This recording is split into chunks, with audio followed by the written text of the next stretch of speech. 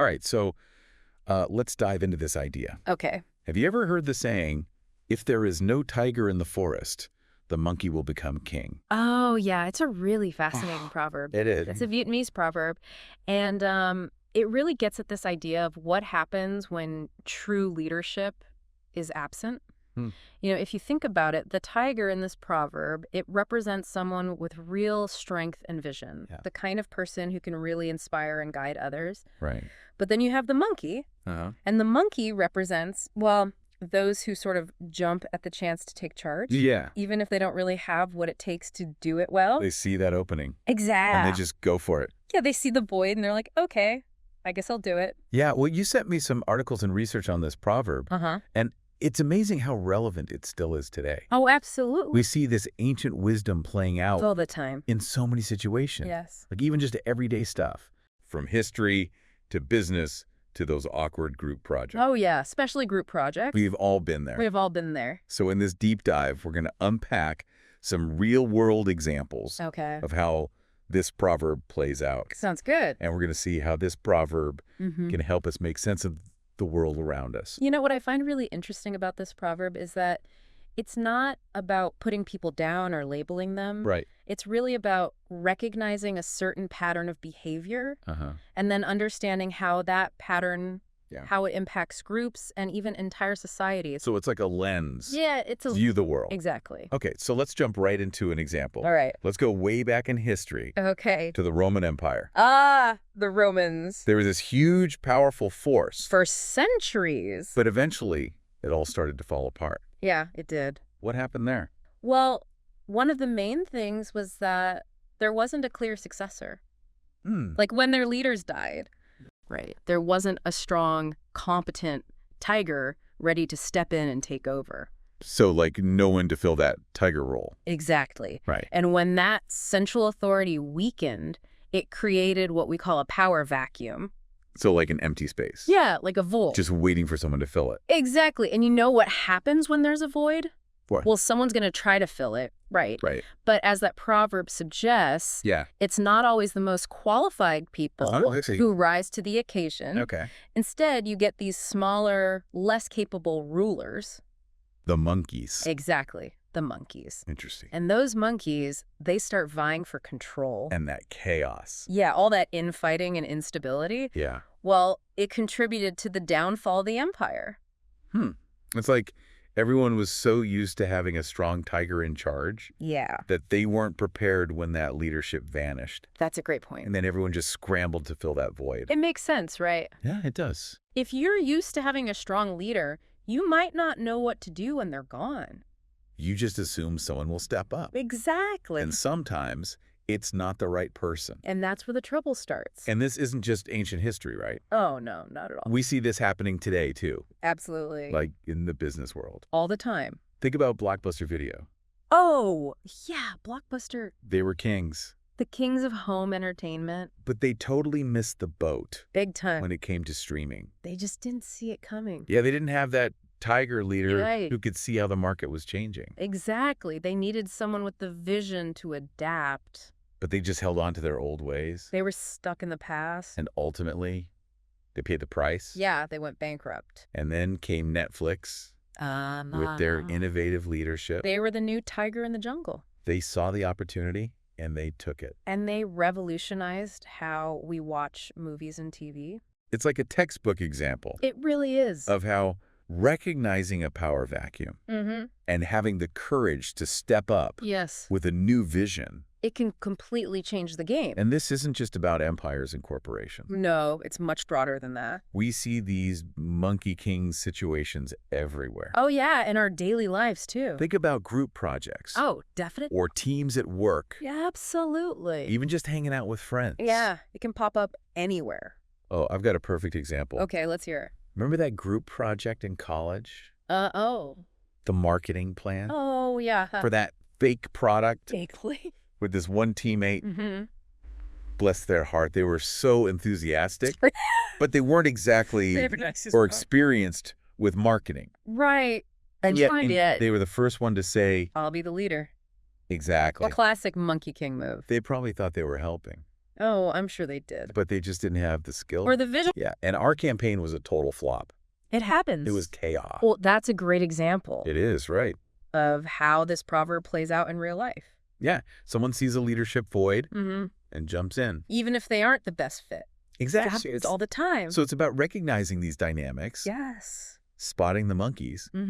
But it's also about how we can all be more tiger-like ourselves. That's a great point. It's not just about pointing fingers. Right. It's about being aware of these patterns. And using that awareness to make better choices. Yeah, about who we follow and support. Exactly. And how we lead ourselves. And that's where things get really interesting. Oh. Yeah, this proverb isn't just about observing behavior. It's about taking action. It's about empowering ourselves to be more effective leaders. Even in those small, everyday moments. Exactly, because leadership, yeah, it's not just about grand gestures or big titles. Right. It's about showing up in every aspect of our lives. So it's not just about the monkeys. It's about recognizing the tiger potential within all of us. I like that. And to understand that potential, we need to go a little deeper. Deeper into what? Into the psychology behind all of this. All right, I'm ready. Let's go deeper. Let's do it. You know, that group project we were just talking about? Yeah. It reminds me of this psychological phenomenon. Oh. It might explain why that teammate... The enthusiastic one. Yes. Why they were so quick to take charge. Okay, I'm listening. It's called the Dunning-Kruger effect. Dunning-Kruger. Yep. I've heard of it, but I don't really know what it means. Well, to put it simply, it's this cognitive bias where people who aren't very competent in a certain area, they tend to overestimate their abilities. So they think they're better at something Exactly. than they actually are. That's it. Yeah. And on the flip side, people who are actually really competent, they often underestimate themselves. Oh, so it's like the opposite. Yeah, it's kind of a paradox. The more you know about something, the more you realize how much you don't know. That makes sense. Right. Like the deeper you go, the more you see the complexity. Exactly. Okay, so how does this relate to the monkeys? Well, think about it. Okay. In a situation where there's no tiger, Yeah. those monkeys, those less competent individuals, they might genuinely believe they're the best ones to lead. Even if they don't have the skill? Even if they lack the experience. Wow. And the real tigers, they might hesitate to step up. Because they doubt themselves? Exactly. They see all the challenges. Yeah. They understand the complexity of the situation. And they're like, maybe I'm not the right person for this. Right. And that's the danger of the Dunning-Kruger effect. It explains why we see incompetent people in charge sometimes. It happens all the time. They're so confident. They project this aura of expertise. Yeah, and it's convincing. Until it's not. And then what happens? Well, imagine a workplace where the monkeys are calling the shots. Oh, no. They might make bad decisions. Yeah. They might stifle innovation. Oh, that's bad. They could even create a toxic environment. Especially for the tigers. Right. The people who actually have the skills and experience. They get pushed aside. Or worse, they get discouraged. They start to doubt themselves. They think, maybe I should just give up. That's a real danger. It is. So, understanding the Dunning-Kruger effect, it's crucial. Absolutely. It helps us make sense of these power dynamics. It helps us see things more clearly. And make better choices about who we follow and support. Exactly. Okay, but how do we avoid this trap? That's the million-dollar question. Right. It all starts with self-awareness. Self-awareness. Yeah, we keep coming back to that. It seems important. It's fundamental to being a good leader. Okay, so what does that mean? Well, it means being honest with yourself.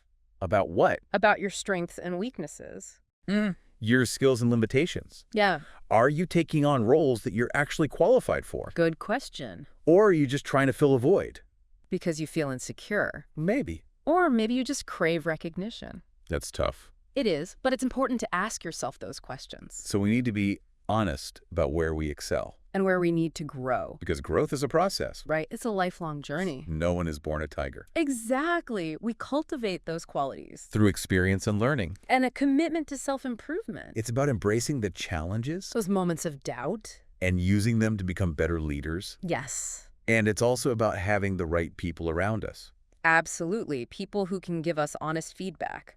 People who can point out our blind spots. Exactly, because sometimes we need help. To see ourselves clearly. To see where we might be overestimating our abilities. We all need that friend or mentor who can say, hey, you might want to rethink that. Yeah, that's valuable. It is. And when we get that feedback, we need to listen. With an open mind. And be willing to learn. It's not about taking it personally. It's about using it to grow. Exactly. And this isn't just about becoming a CEO right. or some big shot leader. It's about leadership in all aspects of life. At work, in our communities. Even in our families and friendships. We can all be tigers in our own way. That's the beauty of it. It's not about the title. It's about the mindset. It's about taking responsibility. Stepping up when needed. And using our talents to make a positive impact. On the world around us. And inspiring others to do the same. Yeah, you're getting it. You know, it's funny. Yeah. We've been talking about recognizing those monkey kings to help us make better choices about who to follow. Right. But it also kind of makes me think. About what? About the responsibility of the tigers. Oh, interesting. Like, if every monkey becomes king when there's no tiger around, maybe it's on us, the people with those tiger qualities, to step up and prevent those monkey king situations. I like that. Instead of just complaining about bad leaders, maybe WE should be the tigers. That's when you see a voice. Exactly. Not for power or anything. Right. But for the good of the group.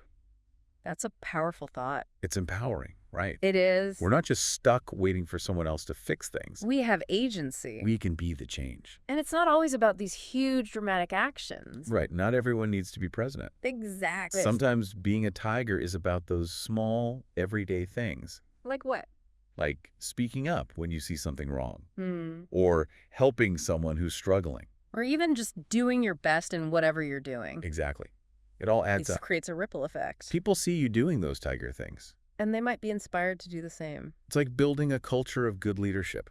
One person at a time. This has been such a thought-provoking conversation. It has. We started with this proverb. About monkeys and tigers. And we've explored so much. From ancient Rome to modern psychology. And it all comes back to this. What? Leadership is not about the title. It's about so much more. It's about character and competence. And a genuine desire to make a difference. And that's something we can all cultivate. Within ourselves. No matter where we are in life. Exactly. So to everyone listening, remember the proverb. Monkeys and tigers. But don't just think about the monkeys. Think about the tiger within you.